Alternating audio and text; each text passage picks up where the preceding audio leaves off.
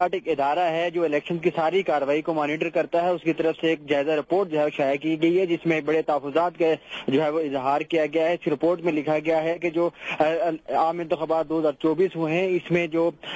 نگران حکومتیں ہیں ان کی طرف سے جو ہے وہ بربریت دیکھی گئی، اور ساتھ میں یہ بھی کہا گیا ہے کہ فارم 45 اور فارم 47 جو الیکشن کمیشن کی طرف سے جاری کرنے تھے، غیر رسمی نتیجہ جو اپنے مقررہ وقت میں جاری کرنا تھا، وہ بھی جو ہے وہ مقررہ وقت پر جاری نہیں کیا گیا۔ خیبر پختونخوا اور بلوچستان کے اندر جو ہے وہ دہشت گردی کے واقعات جو ہے وہ دیکھے گئے، اور ساتھ میں یہ بھی کہا گیا ہے کہ جو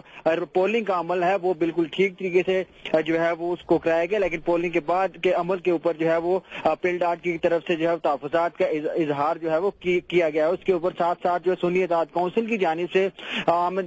انتخابات کے بعد جو مخصوص نشستوں کے حصول کے لیے الیکشن کمیشن کے اندر درخواست دی گئی تھی، اس کے حوالے سے لکھا ہے کہ